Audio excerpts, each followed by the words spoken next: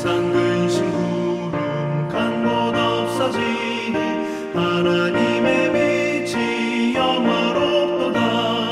주의 그 사랑 한량없도다. 찬송할지어다 예수의 복로. 주의 그 사랑 한량없도다. 찬송할지어다 예수의 복로.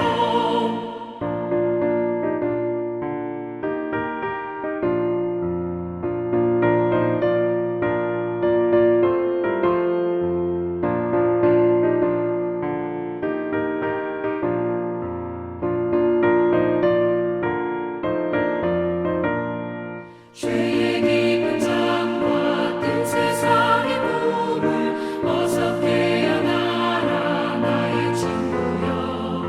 은혜 받을 날과 구원 얻을 때가 지금 온 세상에 선포되었네. 주의 그 사랑 한량없도다. 찬송할지어다 예수의 복로. 주의 그 사랑 한량없도다. 찬송할지어다 예수의 복로.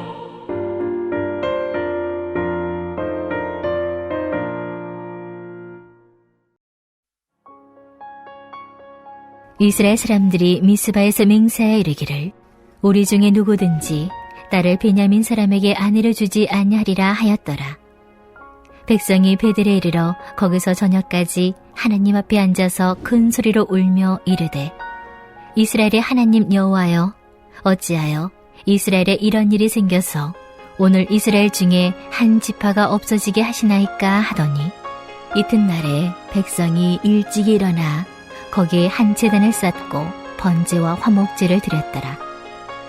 이스라엘 자손이 이르되 이스라엘 온 지파 중에 총회와 함께하여 여호와 앞에 올라오지 아니한 자가 누구냐 하니 이는 그들이 크게 맹세하기를 미스바에 와서 여호와 앞에 이르지 아니하는 자는 반드시 죽일 것이라 하였습니다. 이스라엘 자손이 그들의 형제 베냐민을 위하여 뉘우쳐 이르되 오늘 이스라엘 중에 한 지파가 끊어졌도다. 그 남은 자들에게 우리가 어떻게 하면 아내를 얻게 하리요? 우리가 전에 여호와로 맹세하여 우리의 딸을 그들의 아내로 주지 아니하리라 하였도다. 또 이르되 이스라엘 지파 중 미스바에 올라와서 여호와께 이르지 아니한 자가 누구냐 하고 본즉 야베스 길르앗에서는 한 사람도 진영에 이르러 총에 참여하지 아니하였으니 백성을 기수할 때 야베스 길르앗 주민이 하나도 거기 없음을 보았습니다. 회중이 큰 용사 12,000명을 그리로 보내며 그들에게 명령하여 이르되 가서 야베스 길르앗 주민과 부녀와 어린아이를 칼날로 치라. 너희가 행할 일은 모든 남자 및 남자와 잔 여자를 진멸하여 바칠 것이니라 하였더라. 그들이 야베스 길앗 주민 중에서 젊은 처녀 400명을 얻었으니 이는 아직 남자와 동침한 일이 없어 남자를 알지 못하는 자라. 그들을 실로 진영으로 데려오니 이곳은 가나안 땅이더라. 온 회중이 림몬 바위에 있는 베냐민 자손에게 사람을 보내어 평화를 공포하게 하였더니 그때 베냐민이 돌아온지라. 이에 이스라엘 사람이 야베스 길르앗 여자들 중에서 살려둔 여자들을 그들에게 주었으나 아직도 부족하므로 백성들이 베냐민을 위하여 뉘우쳤으니 이는 여호와께서 이스라엘 지파들 중에 한 지파가 빠지게 하셨음이었더라. 아멘. 베냐민은 물어뜯는 일이라 아침에는 빼앗은 것을 먹고 저녁에는 이 움킨 것을 나누리로다. 이스라엘은 죽기 전 자녀들에게 축복합니다. 그런데 어떤 자녀는 풍성한 복을 받고 어떤 자녀는 거의 이 저주에 가까운 예언을 듣게 됩니다. 이스라엘은 이 아버지로서 또 한 부족의 지도자로서 이 자녀들을 유심히 지켜보았을 것입니다. 그리고 인간적으로 편애도 했고 이로 인한 사건은 너무 많았습니다. 그 중에 베냐민은 애지중지 키우는 아들 중에 하나였습니다. 바로 사랑하던 이 라헬의 아들이었기 때문입니다. 게다가 이 난산 끝에 라헬이 죽게 되었죠. 아마 남편으로서 아버지로서 베냐민을 향한 마음은 무척 복잡했을 것입니다. 원망도 되고 더 사랑스럽기도 하고 더 애틋하기도 하고요. 이 라헬이 말하며 죽은 이 슬픔의 아들 베노니에서 야곱은 베냐민, 이 오른손의 아들로 이름을 짓습니다. 부정적인 이름에서 내 모든 것, 내 힘, 내 오른손, 희망의 이름으로 이 베냐민으로 지은 것입니다. 시간이 많이 흐르고 임종을 앞에 둔 이스라엘, 이 야곱은 베냐민에게 유언을 하는 시간을 갖습니다. 너는 물어뜯는 일이라. 그나마 루벤이나 레이보다는 낫습니다만 이 사랑받는 아들의 입장에서 그리고 별다른 이 사고를 친 적도 없고요. 이 라헬의 막내 아들로서는 이 아쉬움이 많았을 것입니다. 시간이 흐르고 이 이스라엘의 예언은 누군가에게는 교훈이 되었고 이 누군가에게는 속박이 되었습니다. 자손 대대로 들어온 이 저주에서 벗어나기 위해 심지어 가족과 동족을 버리고 하나님 앞에 선 이 레위 같은 부족도 있고요. 또 어떤 부족은 별다른 노력 없이 벗어나지 못하고 그대로 예언이 이루어집니다. 본문으로 돌아가겠습니다. 동족 간의 전쟁, 이 초반에 베냐민은 어마어마한 승리를 거두지요. 베냐민 지파 사람들은 이 대대로 용사의 집안이라고 부를 정도였습니다. 가히 물어뜯는 이리의 집안이라고 불릴만 했던 거죠. 초반에 처절한 패배에 이 지파 연합은 얼마나 억울했을까요? 분통이 터졌겠죠. 잘못한 건 베냐민인데 우리는 그거 혼내주러 온 건데 속절없이 당하기만 하니. 그런데 하나님이 이 전세를 뒤엎는 기회를 주셨습니다. 문제는 이 초반에 압도적인 기세로 항복을 받아냈으면 결코 벌어지지 않았을 일이 생겨버리고 만 것입니다. 여러분 혹시 뺨 때리기라고 아시나요? 이 두 사람이 마주서서 뺨을 한 대씩 때리는 겁니다. 처음에 살살 때리다가 이 오락가락 하다 보면 점점 세져요. 이 맞다 보면 감정이 격해집니다. 이러면 처음의 의도와 다르게 이 격해진 감정을 주체할 수가 없게 됩니다. 이 상황이 어제의 본문 상황입니다. 이 전쟁의 승패가 나버렸는데 이스라엘은 이 베냐민을 마치 진멸하듯이 도륙해버립니다. 이 눈이 뒤집힌 것처럼요. 19장 30절에 보면 애굽 땅에서 올라온 날부터 오늘까지 이런 일이 일어나지 아니하였다고 합니다. 이 일을 생각하고 상의한 후에 말하자고 하죠. 이 레위인 첩의 시체를 받은 이스라엘 각 지파는 몹시 당황하고 놀랐지만 생각하고 상의한 후에 말하자고 합니다. 그리고 20장 1절에 보니까 40만 명.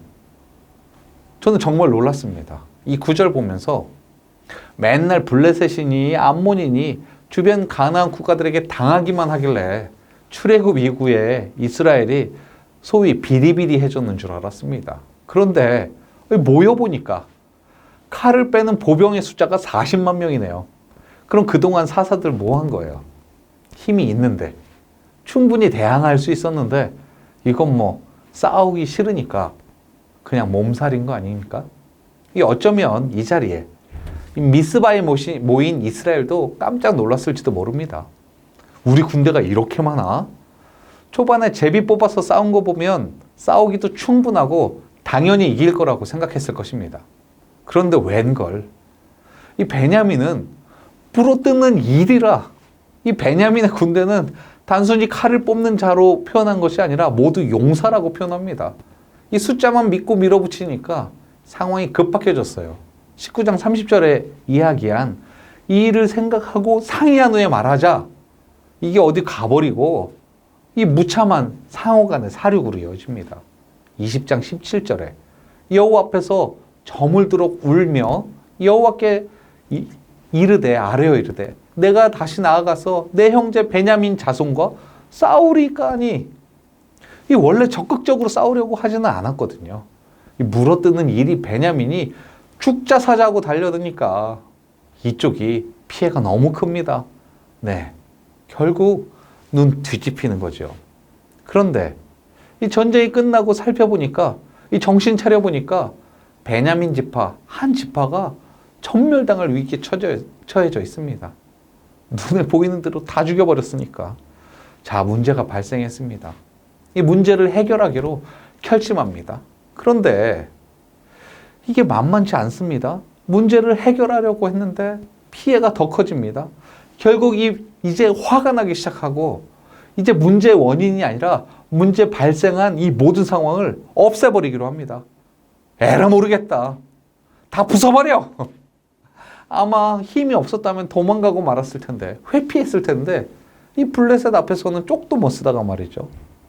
늘 도망 다니다가 애써 회피하더니 이제 만만해 보이니까 화가 나죠. 그래서 문제가 해결됐을까요? 아니요. 문제가 더 커졌습니다. 이전에는 이 선택지라는 것이 있었습니다. 이게 잘 눈에 안 보여요. 정신 바짝 차리지 않으면 일이 다 터지고 나서 더 이상 되돌릴 수 없을 때, 그때 가서야 보입니다. 아, 그때 이렇게 할 걸, 저렇게 할 걸, 다시 껄무새 나오는 거죠. 자, 그러고 다시 정신 차리기로 하고 새로 발생한 문제, 이 돌이킬 수 없는 문제를 해결하기 위해 이 아이디어를 다시 모아요. 정신 차리고. 우리가 미스바에 모였을 때 안 온 놈 누구야? 이 문제를 없애려다가 다시 뻥 터져버린 더 큰 문제, 이미 다 죽여버려서 돌이킬 수 없는 형제 베냐민 지파의 멸족, 이 문제를 해결하는 방법이 이 분노의 화살을 다른 곳으로 향하는 것입니다. 우리가 이 베냐민이랑 싸울 때 같이 안 싸운 놈 누구야? 다시 말하면 우리가 우리 형제 죽일 때 같이 참여 안 한 사람 누구야? 하는 것입니다. 베냐민이 멸족 위기에 처했는데 이 위기를 만드는데 참여하지 않은 사람 누구냐는 거예요. 그런데 이스라엘은 이 분노의 화살을 참여하지 않은 이 야베스 길르앗을 향합니다. 베냐민에서 살아남은 남자 600명, 이 남자들과 결혼시킬 여자들 구하기 위해서 길앗 야벳을 몰살시키죠. 악한 일에 악한 일을 더 합니다. 문제는 또 생겨요. 남자는 600명 남았는데 처녀를 400명밖에 구하지 못했거든요. 근데 이 문제, 이 분노에 분노를 더해서 터뜨렸는데도 그래도 해결하지 못한 이 문제, 이스라엘은 어떻게 해결할까요? 요거는 내일 본문입니다. 이스라엘과 베냐민의 상황을 보면 그저 안타깝게 볼 수만은 없는 게, 이게 바로 우리의 이야기이기 때문입니다.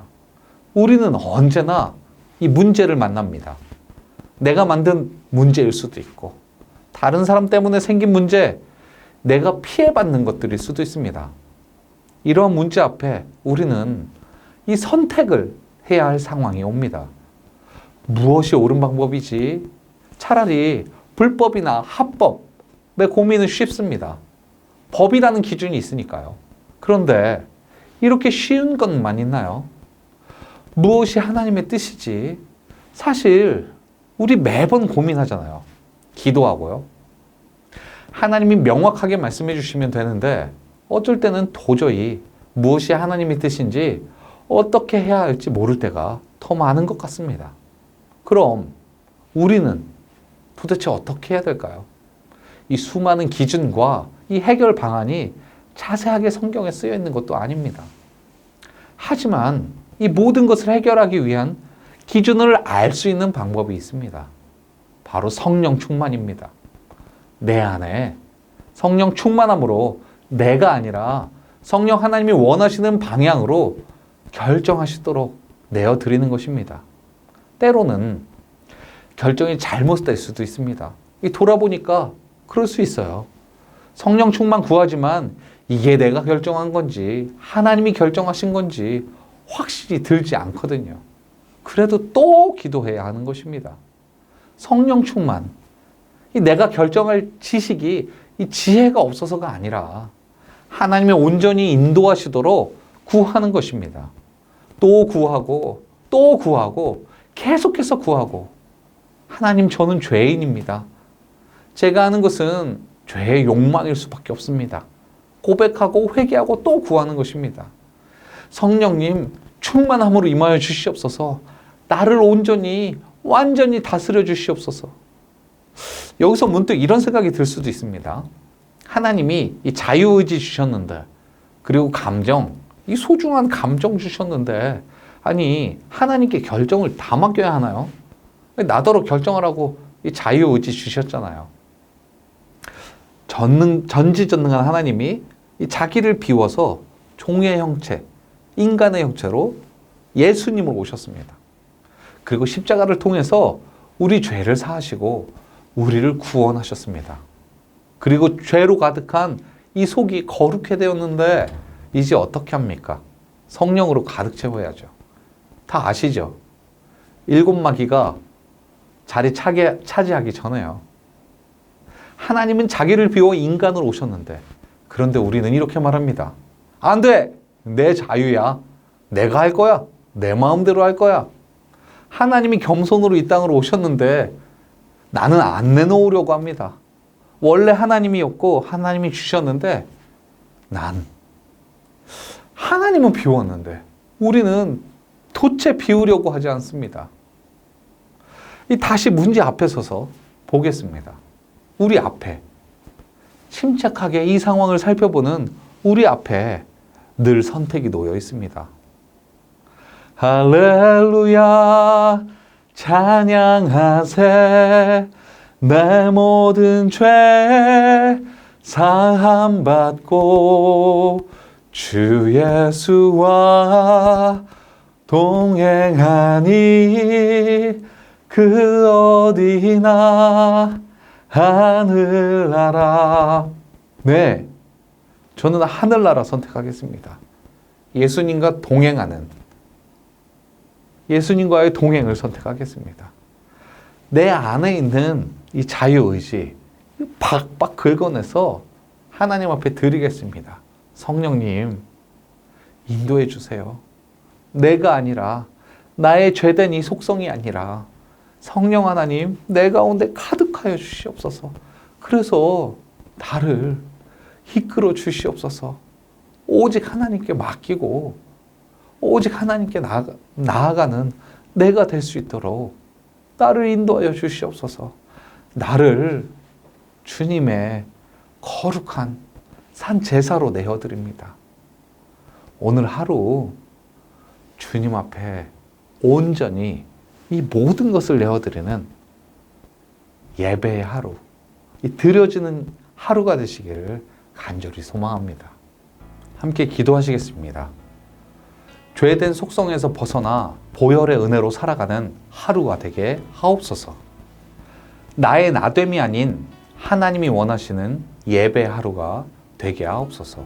세 번째, 선교사님을 위해 기도할 때는요, 우리 선교사님 돌봐주시고 회복시켜주시고 이 필요를 채워주시옵소서.